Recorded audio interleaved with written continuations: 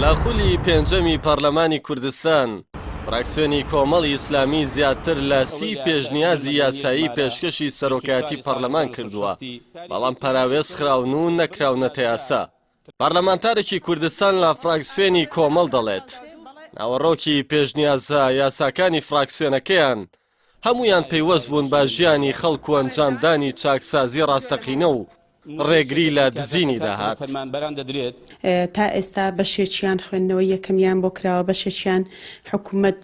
کە وەڵامی حکوومەتمان بۆ هاتووە ئەوان پرۆژەیان هەیە، بەشێک لە بەردەستی لیژنەی یاسای پەرلەمانی کوردستانە، بەڵام بەداخەوە تا ئێستا هیچیان نەبوون بە یاسا لەبەرچی لەبەرەوەی دوو حیزبی دەسەڵات ڕێگر بوونە لە بەردەم ئەو پێشنیاز یاسانە بۆی ببێ بە یاسا، چونکە حیزبەکانی دەسەڵات ئەو یاسایانەیان دەوێ کە لە بەرژەوەندی خۆیان بێ. ئێمەش ئەو پێشنیاز یاسایانەمان پێشکەش کردووە کە گزارش بێ لە خواست و داواکاری خەڵک، بە تایبەت ئێمە لەسەر موچە باشکردنی بار و گوزەرانی خەڵک و هەروەها چاکسازی لە داهات ئێمە پێشنیاز یاسامان پێشکەش کردووە، دروستکردنی سندوقی خانەنشینی ئێمە پێشنیاز یاسامان پێشکەش کردووە، کۆمەڵێک پێشنیاز یاسا کە هەمووی پەیوەندی بار و گوزەرانی خەڵکەوەیە، بۆیە ئەوان ڕێگر بوونە، چونکە ئەو پێشنیاز یاسایانە ڕێگر دەبێ لە بەردەم ئەو بەرژەوەندیانی کە ئەوان هەیەە، ینی هەم لە دزینی ماڵ و موڵکی دەوڵات و هەروە قوتی خەڵک و ئێمە چەندان ئیشمان لەسەر لە ماوەی ئەو 2 ساڵە لەسەر موچەی فەرمانبەران بە تایبەت کردووە و لێبڕینی موچەی فەرمانبەران ئێمە هەر لەبەر لێبڕینی موچەی فەرمانبەران پرساندنی سەرۆکی حکوومەت و جێگرەکەی وەزیری داراییمان کرد، چەندان پرسیارمان کردووە تا ئەو ڕێکارە پەرلەمانیانەی کە لە پەیڕەوی ناوخۆی پەرلەمانی کوردستان بۆ ئێمە دیاری کرداوە، فراکسیۆنی کۆمەڵ هەموو ڕێکارەکانی چاودێریکردنمان گرتوۆتە بەر، هەتا کۆتا قۆناغی متمانە لێستەنەوەی لە پەرلەمانی کوردستان داوامان کرد کە حکوومەت هەرێمی کوردستان متمانە لێ بستەندرێتەوە. کۆمەڵی ئیسلامی کوردستان لەسەر ئاستی حیزب و فراکسیۆنەکەی لە خولەکانی پێشوو و ئێستاشدا باجی داوە و هەمیشە خۆی کردووە تا قوربانی بەرژەوەندیەکانی خەڵک و گوێی بافشاری دەسەڵات نەداوە. چاودێرێکی سیاسی ژاماژە بەوە دەکات کۆمەڵ بەردەوام باجی داوە و لە خولی پێنجەمی پەرلەمانی کوردستانیش لە سەردا کۆچی لە خەڵک سۆران عومەر پەرلەمانتاری کۆمەڵ حەسانی لێ سەندرایەوە. کۆمەڵی ئیسلامی کوردستان لە هەر شوێنێک بێت ئەندامەکانی لە هەر شوێنێک بن جێپەنجەی خۆیان دیارە، چ لە حکوومەت بێت، چ لە پەرلەمان بێت، چ لە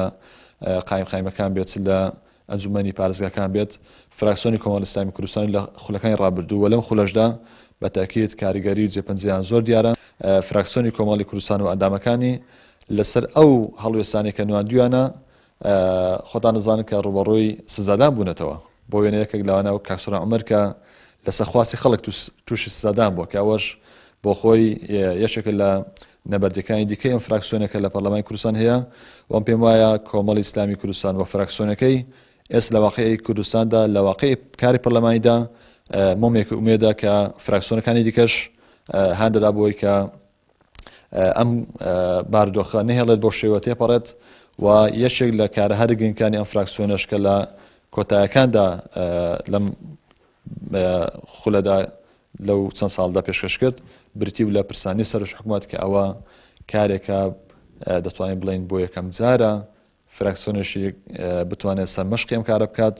و فراکسیۆنی دیکە و ئەندامانی دیکە ڕازی بکە بۆی کە پرسانی سەرۆک حکوومەت بکەن لەسەر ئەو پرس و بابەتانی کە لە کوردستاندا هەیە.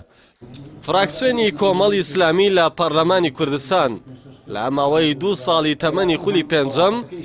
زیاتر لە 30 پێشنیازی یاسایی پێشکەشی سەرۆکایەتی پەرلەمانی کوردستان کردووە، بەڵام پشتگوێ خراون. ناوەڕۆکی پێشنیازە یاساکانی فراکسیۆنی کۆمەڵ پێکهاتبوون لە چاکسازی سیاسی و ڕێگری لە دزینی داهات و دامەزراندنی دەرچوانی زانکۆ و پەیمانگاکان و بڕینەوەی موچە بۆ ئافرەت و منداڵانی بێسەرپەرشت.